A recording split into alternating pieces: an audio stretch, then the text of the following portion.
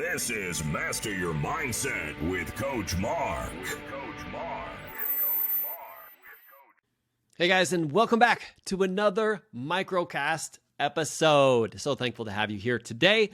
We are going to be talking about something very similar to our Monday show. And thank you guys very much for always not only being willing to tackle this from multiple different directions, but also not just consuming, but actually putting this into action. I can't tell you how excited I get as a coach. And I know we have a lot of coaches who listen to this podcast. When somebody comes to you and they say, hey, listen, this is what you taught and this is what I did. This is the action that I took. And even if they have follow-up questions, it's coming from a place of knowing rather than a place of just knowledge. And I'll do a podcast a little bit in the future, a little bit about the difference between that. One is actually knowing it by learning it through a book, and one is actually physically experiencing it by taking those actions. And I can't tell you how amazing it feels when people do that. They come to me, they ask for more information. I'm 100% ready to help them when they're able to meet me halfway, okay? All right, guys. So what is today's topic? Well, today's topic, we're going to talk about how to stop hustling, because thinking that you have to hustle is the worst way that you can actually create massive results in your life. So you can actually start spending some time doing the right things without having to constantly do more and add more stuff to your plate. So really thinking that hustling is the way that you have to succeed all the time is the worst thing that you can think, all right?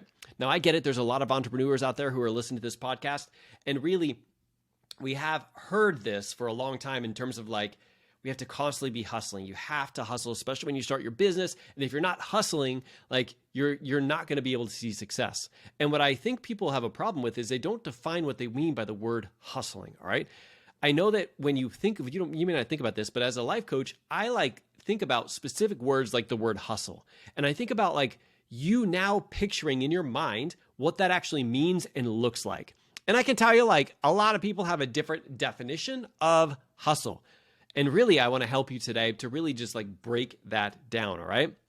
Now, the reason why is because a lot of times in my life, I've had those moments where I've come across it where I'm like, you know what? I've got to hustle more in order to achieve more. I've seen people get into a lot of the hustle mode too around me, because when I was creating my business, I was also creating it with a whole bunch of other people as well. But I want you to think about this. Do you know people who are constantly hustling, but they don't have anything ever to literally show them, to show others in terms of what it's actually created them? Do you know people who actually, because they hustle, they actually go the opposite direction where they see less and less success? I want you to think about it this way. If you wanted to lose weight, all right, let's say you wanted to lose weight, you wanted to go to the gym, you wanted to get into better shape, you wanted to be healthy again, would it be better for you to work out 8 hours a day to literally compound your results quicker? Or is it just the 30 to 60 minute workout in the gym, the intense, being intentional when you're there, getting in, getting out, going back home, thinking about your nutrition, etc.? Which one do you think would have the better result? Now, if you constantly are just spending 7, 8, 9, 10 hours in the gym, that's called burnout. You're going to get to the point where you start to injure yourself. And that's the same thing if you start to do that towards your business, or you start to do that towards whatever it is you're looking to achieve. Is if you kind of think that hey, I've just got to keep throwing more work at it and it's finally going to work. That's not the case. When you don't even give yourself that time for silence, we haven't even really talked about this on the podcast, but if you haven't given yourself for time for silence, you can't even download some new information. You can't even download some new actions that you can take. You can't even download some different ways of reframing it or thinking about it so that you can actually see success, because you're in constant hustle mode. It's I've got to go from this to this to this to this. If there's one thing that you can do in after today's podcast is put on your schedule some 30-minute blocks where you're not doing anything. Maybe you're just thinking, maybe you're going on a walk, maybe you're driving, but you don't have any podcasts on, so that you can be open to let the universe download stuff into your system so you can think of new ways of doing things. Because if you're constantly hustling, you can't think of new ways, right? Now, for those people who are out there who are I am in the hustle thing, Mark, right now. I don't know, hustling from what the definition that they have in their mind, maybe you guys have this too, is you've got to be working all the time. It means you've always got to be working. And if there's any moment when you're not doing anything, and I still get this feeling sometimes, if there's any moment when you're not doing anything, you're actually losing out on results. If you constantly feel that way, we have to help you identify the most important activities. What typically people do is they get into this thought that hey, the more stuff they do, the more stuff they take on, the more yeses they say, the better they're going to be. But like we said last week or last Monday, is like logically it doesn't make sense. If you say yes to everything, you're basically saying no to a whole bunch of other things. And most of those things are you recovering, you being able to show up on your A game. Like if I had been like totally exhausted and I showed up for a podcast, what would be the difference in my energy? What would be the difference in my training? What would be the difference in what you captured versus if I'm at like 30 or 40% because I'm exhausted and I've just forced myself into doing it? So logically, it doesn't make sense that you're going to see more results from it because like you got to be on your A game to really be able to show up, right? It's kind of like also the difference between speed and velocity. Kind of heard about this before, and I'm like, this is a really great time to kind of talk about it. So what speed is basically is how fast you're moving. Speed is just like action, action, action. It's how fast you're moving. Velocity is different. Velocity is how fast you're moving, but it's also the direction that you're moving. So many of you guys are out there, you're in the speed zone where you're just like running around in multiple different directions. And instead, it would truly benefit you if you had velocity. Maybe your speed's going to be a little bit less, but if you had velocity, you're going in a direction, you're going to eventually make it there. If you're trying to get from New York, from here where I am, California, and you're like, hey, I'm just going to go fast. Like you're not going to get there. I'm sorry to say it. Like if you get there, it's pure luck.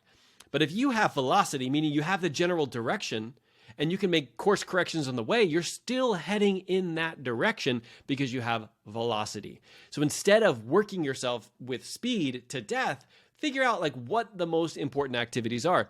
Now, the thing that I teach inside of our programs is the 80-20 rule. 80-20 is critical in every area of your life. As a matter of fact, that's why we design trackers in all of our programs, whether it's the 626, whatever it is. Like we literally want people to know what the most important activities are. But I want you to identify what your most important activities are. Even in our trackers, we help personalize it to make sure that people are doing the right activities. But I want you to ask yourself, what are the activities that you're doing? There's a small number of them that produce the most results. It could be your workout. Like how long is your workout? Maybe 30 minutes or an hour. That's a small window, but it produces massive results. How about going on a walk? Produces massive results. How about with your family? What's the 20% activities that produces 80% of the results? Well, it's that time when you're disconnected. Everybody has their electronics off and you guys are talking, having conversation or playing a board game, right? It's not necessarily when you're around the house and cleaning and everything and you're just available for them. That's the other 80% that only produces 20% of the leftover results. So really step one here, guys, and this is just where I'm going to end this podcast, is identifying your most important activities. It could be anything. It could be in a relationship. It could be in your health. It's definitely in your business. And really identifying like what are the things that move the needle the most.